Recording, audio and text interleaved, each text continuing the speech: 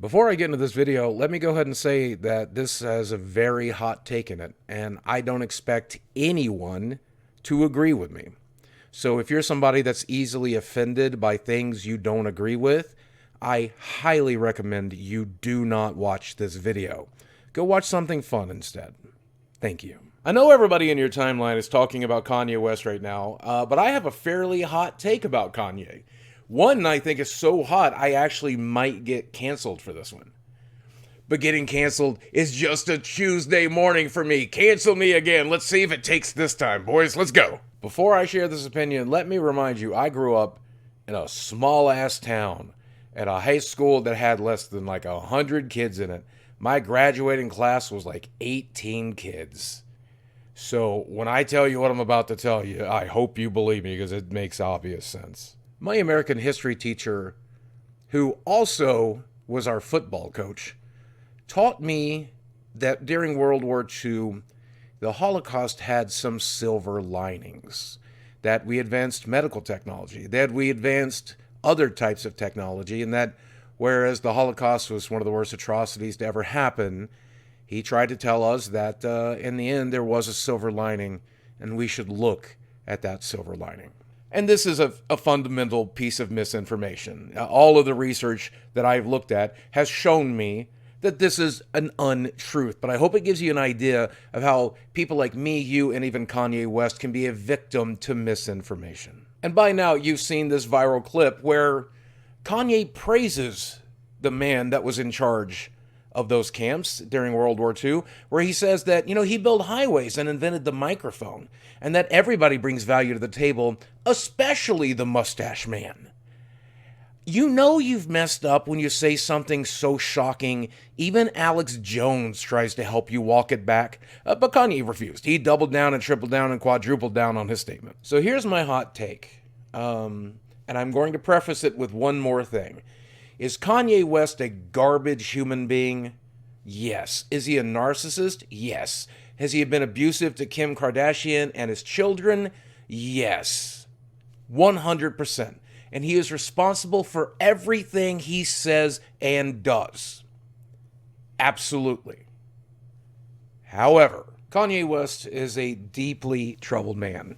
Specifically, he's been diagnosed with bipolar disorder, and he has stated recently that he is off of his meds, and this makes him a particularly easy target for certain individuals. And then when you take a look at the company that, Kanye's currently keeping, like Nick Fuentes is somebody who is a Holocaust denier and denies that it actually happened, then it's pretty easy to believe that people like Nick are feeding Kanye misinformation and using him as a mouthpiece.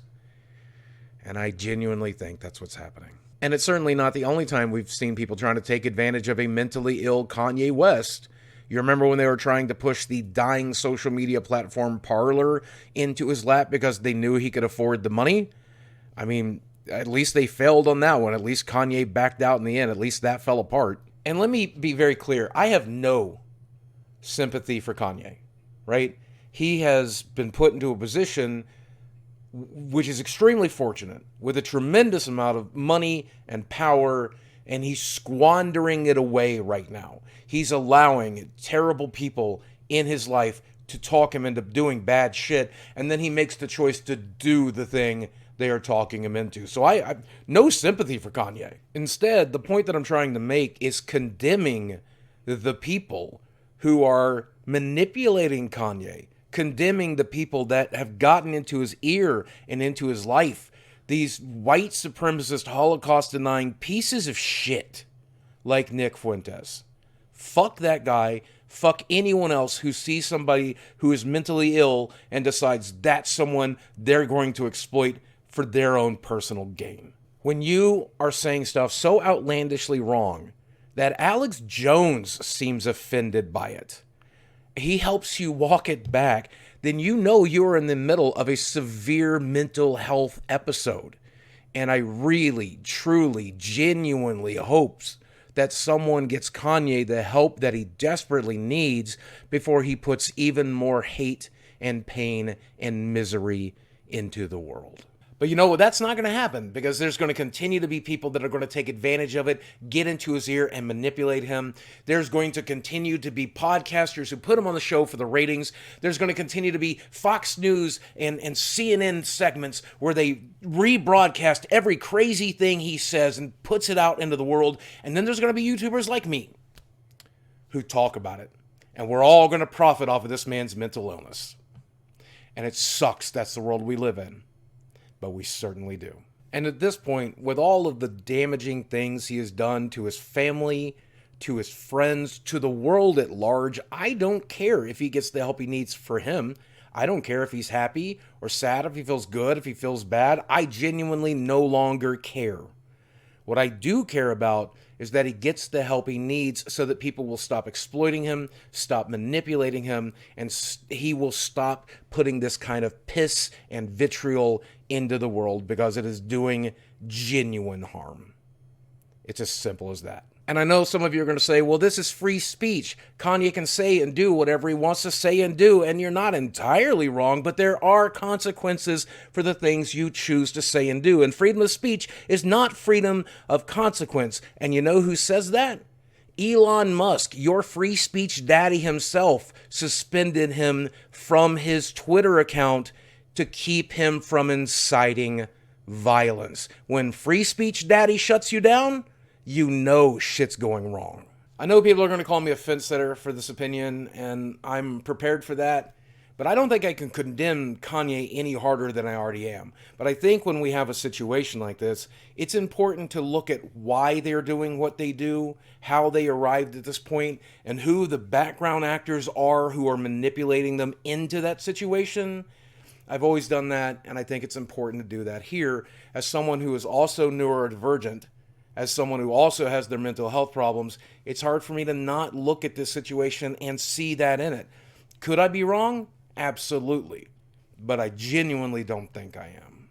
And obviously I'm not a very clever man sometimes, but I find myself extremely confused to live in this world that we now live in which a multi-billionaire rapper can talk about how much he loves Hitler, and then people on social media will agree with him and celebrate it. I told that to 20-year-old me, he would have laughed at your ass. He would also wonder what the fuck social media was. At the end of the day, I want the same thing I've always wanted, and I think it's become increasingly difficult to achieve in this world. I want people to exist together. I want Republicans and Democrats to harmoniously work together. I want conservatives and liberals to agree on things and work on the things they agree on. I want us to accept that people around us will not feel the same way we feel, but we know that we have to exist in the same space, and we choose that harmony and kindness and love, and people like Kanye are doing their best to make sure we don't achieve it, and that sucks. But as usual, this is one man's opinion. I could be wrong. If I am wrong, I know you're going to let me know in the comments section below. And as always, thanks for watching. I love you very much, and I will speak with you again soon. God, get Kanye some fucking help. Stop putting him on your show.